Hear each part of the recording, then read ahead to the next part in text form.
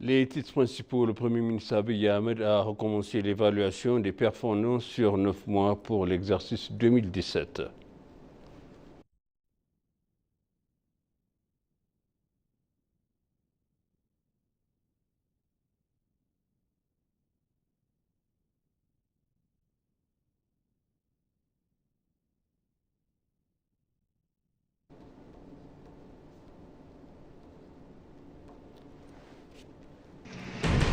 Bienvenue, chers téléspectateurs, c'est BCC, moi Zalal Mourkana avec le journal. Le Premier ministre Abiy Ahmed a commencé l'évaluation des performances sur 9 mois de l'exercice 2017. L'examen a également porté sur la mise en œuvre des grandes infrastructures et d'autres grands projets, par exemple le grand barrage de la Renaissance hydroélectrique éthiopien qui a atteint 98,66% d'achèvement et 6 unités ont été mises en service. Il a également été annoncé que l'économie mondiale devrait croître de 3,3% en 2005 et que la majeure partie du monde, y compris l'Afrique subsaharienne, enregistrera une croissance positive.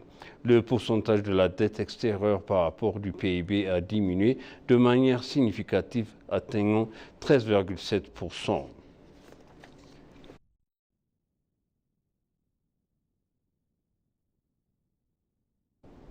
La ministre de la Planification et du Développement a indiqué que la deuxième réforme économique locale vise à la stabilité macroéconomique et l'amélioration de la productivité et de la compétitivité des secteurs, de la stimulation du climat d'investissement et le renforcement des capacités d'exécution du gouvernement. La réforme macroéconomique globale a non seulement stimulé la croissance économique, mais a également aidé le pays à rééchelonner la dette de 3,5 milliards de dollars américains. Le gouvernement n'a contacté aucun prêt auprès de la Banque nationale au cours des 9 derniers mois, a révélé la ministre.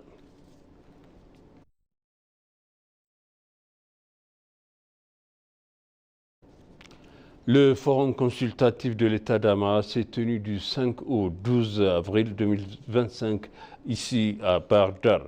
Les commissaires de dialogue national éthiopien, Melakou Weldemariam et Jonas Abdaï, ont reçu les points de l'ordre du jour des représentants à ton appris. S'exprimant lors de la cérémonie de clôture du forum, la commissaire a exprimé que le processus de collecte de points à l'ordre du jour dans la région s'est achevé avec succès. La cérémonie de clôture du forum consultatif a réuni des responsabilités influentes des chefs religieux, des partis politiques et des représentants de diverses institutions, entre autres.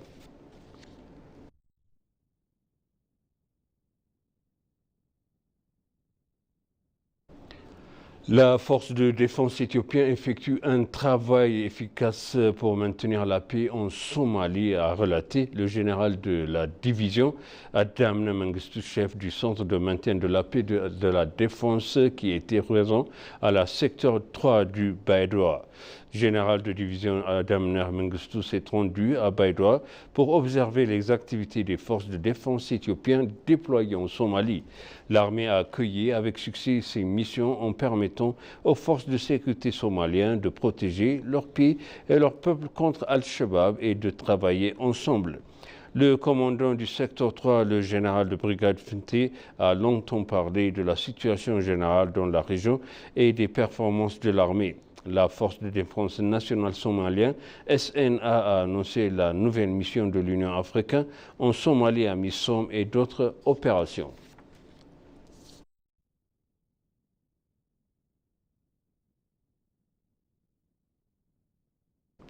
Le grand barrage de la Renaissance hydroélectrique éthiopienne construit par les Éthiopiens et la diaspora éthiopienne démontre que les Éthiopiens peuvent mobiliser des milliards pour réaliser d'un tel méga projet, a exprimé Fissoum Arega, directeur général du service de la diaspora éthiopien. S'adressant à l'ENA, Fissoum a expliqué que l'impact du grand barrage de la Renaissance hydroélectrique éthiopien sera multiple et qu'il apportera de nombreux avantages à l'Éthiopie et à la région, notamment en termes de sources d'énergie vertes et renouvelables respectueuses de l'environnement. Le directeur général a souligné que le grand barrage construit par les Éthiopiens et la diaspora pour plus de 5 milliards de dollars américains démontre que les Éthiopiens peuvent mobiliser les milliards de ressources pour réaliser de tels projets d'envergure.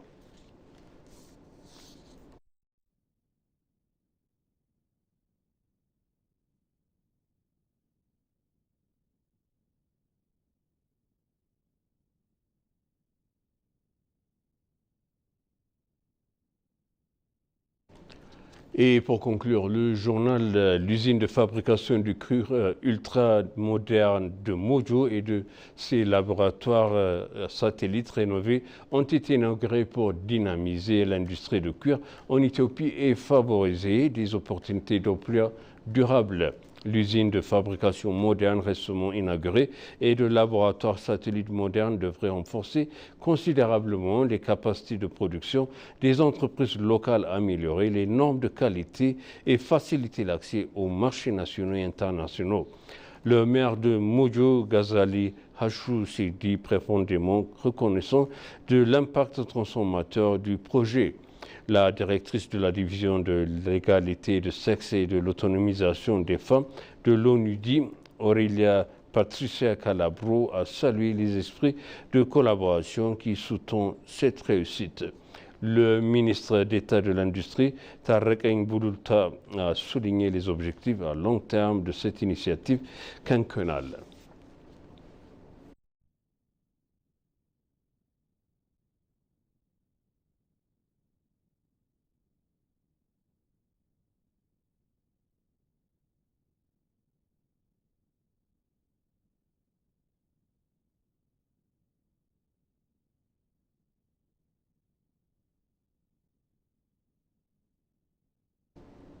Et pour conclure encore, les étudiants de l'université éthiopienne ont remporté la première place du concours The Seed for the Future Tech for Good Global de Huawei. L'équipe éthiopienne représentée par 6 étudiants et réunie des étudiants de l'université scientifique et technologique d'Addis Abeba, Amaraya, Jimma et Walkite et Addis Abeba. Ils ont participé à la compétition avec 12 équipes spéciales du monde entier, dont le Maroc, l'Afrique du Sud, l'Argentine, l'Irlande, le Malawi, le Vietnam et les Émirats arabes unis et d'autres.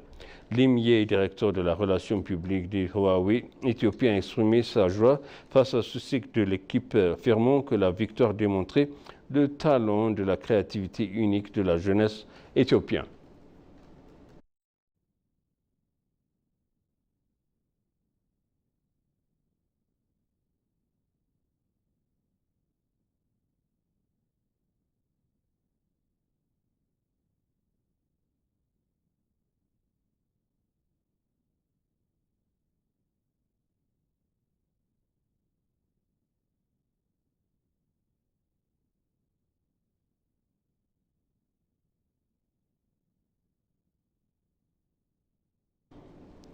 L'usine de la fabrication du cuir ultra moderne et de Mojo et de la laboratoire satellite rénové ont été inaugurés pour dynamiser l'industrie du cuir en Éthiopie et favoriser des opportunités d'emploi durables. L'usine de fabrication moderne récemment inaugurée et de laboratoire satellite moderne devrait renforcer considérablement les capacités de production des entreprises locales, améliorer les normes de qualité et faciliter l'accès aux marchés nationaux et internationaux.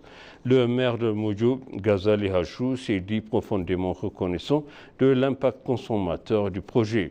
La directrice de la division de l'égalité de sexe et de l'autonomisation des femmes de l'ONUDIA, Aurélia Patricia Calabro, a salué l'esprit de collaboration qui sous-tend cette réussite. Le ministre d'État de l'Industrie, Tarek Ngouloulta, a souligné les objectifs à long terme de cette initiative quinquennale.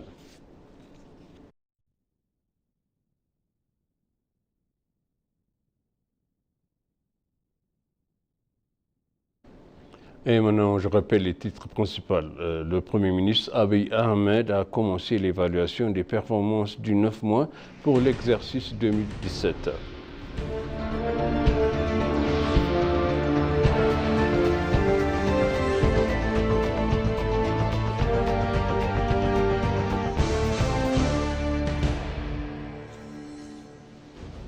Chers téléspectateurs,